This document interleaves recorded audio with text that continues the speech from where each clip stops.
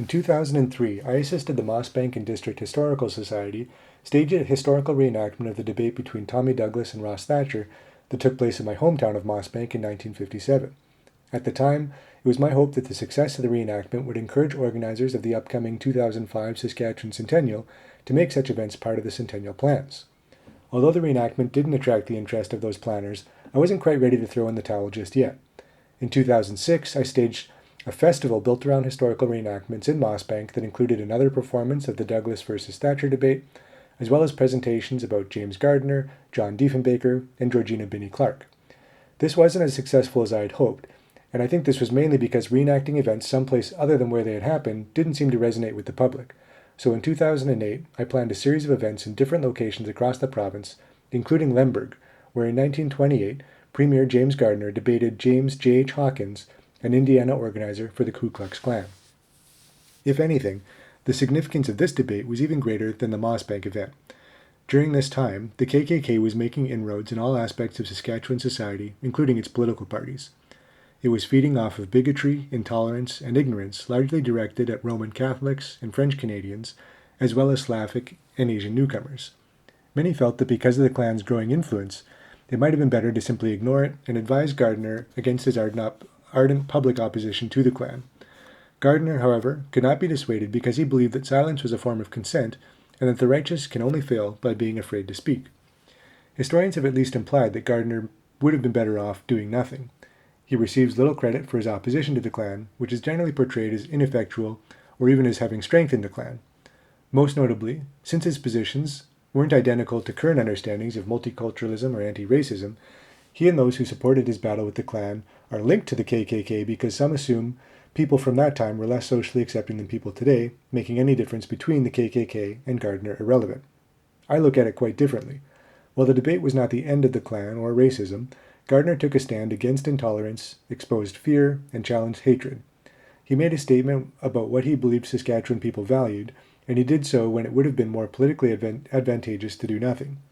Furthermore, the positions he took were precursors to notions that would become multiculturalism, even if they were not perfectly formed at the time to be identical to current standards. Although a great deal is made of the fact that he lost the 1929 election to the Conservatives, who the Klan clandestinely supported, he still received more votes and more seats than his opponents. Why should Gardiner not be celebrated as part of the ultimate triumph of multiculturalism despite his election loss? Gardiner stood resolute against prejudice when it was at its most powerful in this province. We should all hope to have such courage. Gardiner's reputation had also been more recently besmirched in the movie Prairie Giant, the Tommy Douglas story. In Prairie Giant, the writers felt they needed an arch-enemy for Douglas, someone to be Lex Luthor to his Superman. So, the producers and writers decided to make James Gardiner the epitome of everything the CCF partisans believed about their opponents. The fact that he was nothing like their portrayal was irrelevant, as it often is in these sorts of fictionalized historical dramas. Not only was the movie character nothing like the real person, but he was also placed at historical events he was not involved in, and at others that did not even happen. They did this because James Gardiner had been a longtime opponent of the CCF, and so he made a perfect villain. I, however, always thought Gardiner made a better hero than a villain. I viewed the Lemberg debate as another example of an epic Saskatchewan event and an opportunity to present Gardiner in a different light. In late 2007, I traveled to Lemberg. Unlike the situation in Mossbank, I had no personal ties to the town and didn't know who the movers and shakers were in the community, but I did come to Lemberg with one ally who proved invaluable. I was accompanied by Regina actor Bill Gardiner, who grew up in Lemberg. I knew Bill through another history project we had worked on, and he had numerous television and theater credits, including Corner Gas and Renegade Press.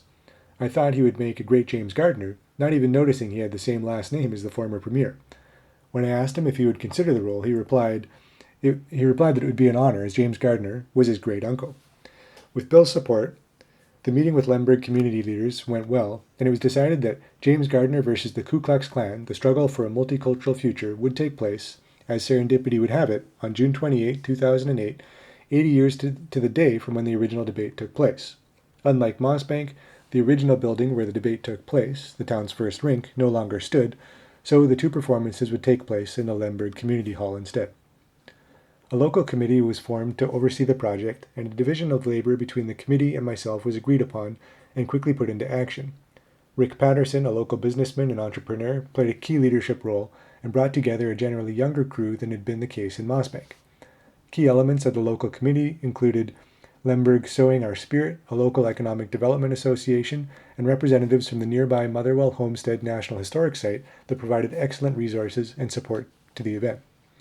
For this event, I gave up my usual opposition to grants, and we applied and received a grant from Sask Culture's Multicultural Fund, which allowed us to hire a variety of multicultural performers for the festival element of the day. Bill had agreed to the role of James Gardiner before formal planning started, and also played the role in the earlier Mossbank version. Filling the role of Hawkins would not be as easy as who really wants to play the leader of the Ku Klux Klan. Fortunately, I was able again to recruit the talented Kelly Muntz, who had previously played Thatcher in the Mossbank debate.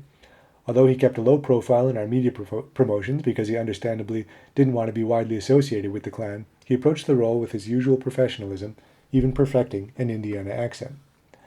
The script was developed from very different sources than the 1957 Mossbank debate because there were no recordings of the debate or full transcripts.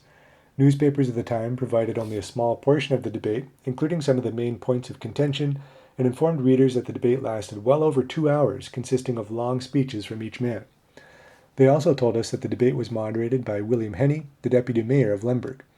In one of the comic aspects of the reenactment, Garnet Graff, a local actor who played Henney, and who was not bald, was told disapprovingly by an old-timer, "William Henney was a bald man." I guess the historical accuracy means different things to different people. Henney's hair was the least of the details that we adjusted. Since there was not much in the way of verbatim text from the debate, we utilized speeches Gardiner made while traveling widely across the province at the time of the debate. Many of these speeches were in his provincial archives files. In them, he condemned the KKK or touched on issues related to the KKK, such as immigration and separate schools. Portions of these sources were used to complete his debate address. While we cannot say that these were exactly what Gardiner said at the debate, we know there are things he did say in that period about the KKK and related matters. In addition, at the time of the debate, Gardiner had operatives who attended Klan events undercover and reported back to him on what was said at those meetings. These reports contained some verbatim transcripts of what Hawkins said, and were used to supplement what was in the newspapers.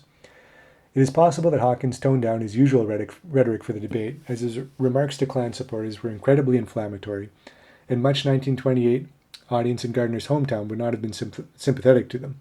I felt, however, that it was reasonable to include these sources, as even if he might have employed less vitriol at the debate, they were nevertheless what he said publicly in Saskatchewan, and served to demonstrate that the Saskatchewan Klan was not a kinder, gentler version of the Klan than what existed in the United States. In that light, I also borrowed an event that originally took place in Regina to the Lemberg script. According to Gardiner's informant at a Regina meeting, several Klansmen showed up in traditional white hoods and robes. Hawkins came outside and urged them to go change into regular clothes, as a bad effect might be created by traditional Klan attire. Recreating this scene as a teaser, as audience members were lined up outside to enter prior to each reenactment, gave us the opportunity to add some color and show that the KKK was trying to disassociate itself from the American KKK. We also had local actors play KKK members going through the lineup trying to sell Klan memberships. Sometimes, quite comically, individuals whose backgrounds would have been undesirable to the 1928 Klan were subject to the KKK actors' recruitment efforts. The local actors who played these various roles were part of Lemberg's theater group called Culture Shock. Culture Shock performed shows regularly in Lemberg and consisted of many actors with a lot of experience and talent. Unlike in Mossbank, where local people had to egg on the audience to cheer or boo either for Thatcher or Douglas, in the Lemberg debate, we knew no one in the audience was going to cheer for the KKK. So it fell to the local actors to portray vocal and bigoted individuals who would heckle and boo Gardiner and urge the audience to support Hawkins. The audience were told they could participate by showing their support or displeasure, and Bill, Kelly, and the local actors did a wonderful job riling up the audiences enough to get them to shout out against prejudice and affirm toleration. To promote the reenactments throughout the province, as with the Mossbank debate, we traveled to the legislature to hold a media conference. We were confident that the legion of legislative reporters would not be able to resist seeing a historical reenactment, and we had an added attraction. Not only were reporters interested in the fact that the actor portraying James Gardiner was his great-nephew, but the Gardiner family came out in force to support Bill and the reenactment itself. Earl Gardiner, James's grandson, told a reporter, "This was a big chance that Grandpa took when he was a politician. He took on the Klan. We talked about it quite a bit with my father, of course. The Lemberg reenactment ended up generating even more publicity than the Mossbank event, due in no small part to the media wanting to balance the scales after the scurrilous portrayal of Gardiner and Prairie Giant. In a front-page editorial in the Leader Post titled Reliving Courageous Premier's Showdown, Ron Petrie provided extensive background on the original debate, promoted its significance in Saskatchewan history, and wrote of Gardiner's role as the hero of the day. The Star Phoenix and most radio and television news coverage followed similar patterns. We held a media conference at the Western Development Museum in Yorkton, which attracted most of the media that covered southeast Saskatchewan. Even the popular national history blog, Christopher Moore's History News, wrote favorably of our reenactment, stating that when the controversy over Gardiner's portrayal in Prairie Giant was raging, he urged that those who felt it was unfair should respond with their own portrayal, and he congratulated us for doing exactly that. Like the Mossbank event, the Lemberg reenactment included a variety of tours and activities throughout the day, even concluding with a Main Street dance. One of the most special events held was the dedication of the gravesite of James Gardiner in the Lemberg Cemetery by Lieutenant Governor Gordon Barnhart. The local committee had coordinated with Barnhart's office to arrange for the dedication as part of the process of marking the gravesites of all of Saskatchewan's deceased former premiers. A large crowd gathered in the afternoon prior to the reenactments to see the ceremony that included remarks by longtime Member of Parliament and former Federal Cabinet Minister Ralph Goodale. Goodale had been a vocal defender of Gardiner during the Prairie Giant controversy, and in many ways was his political successor, so his participation was very appreciated. As the day of the event approached, old stories began to emerge about the debate from longtime Lemberg residents, and it was suggested that they be incorporated into the script. One story was that prior to the 1928 debate, Gardiner received an anonymous phone call threatening his life if he attended the debate. The leader at the time reported that the RCMP, following the debate, confiscated a gun from Pat Emmons, one of the KKK members who had attended. I didn't incorporate these elements into the script as there's no evidence Gardiner told anyone about any threats during the debate, and it would likely have changed the event dramatically if he had. Similarly, Emmonson's gun was confiscated only after the debate. Another interesting story from local lore claimed that at the end of the debate, Hawkins approached Gardiner and shook his hand, stating, "You are a better man than me."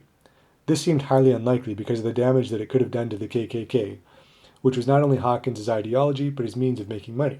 It also seems unlikely this would have gone unnoticed or unmentioned by the newspapers or by Gardiner himself.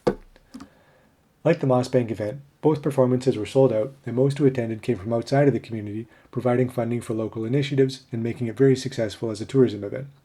The debate reenactments in Mossbank and Lemberg were modeled after the very successful community events that took place in the 1955 Golden Jubilee, where the government, instead of providing cash, provided inspiration and the support in the form of staff who provided expertise in research, writing, and marketing. The two reenactments proved that such events could draw people to small communities, help empower them, and even provide modest economic boosts. One can only wonder what 100 such events might have added to the centennial or any other time. They still stand as potential examples to communities looking for ways to use their histories to strengthen themselves culturally and economically. They also had tremendous value to the whole province in teaching us that exciting and epic events are part of Saskatchewan history.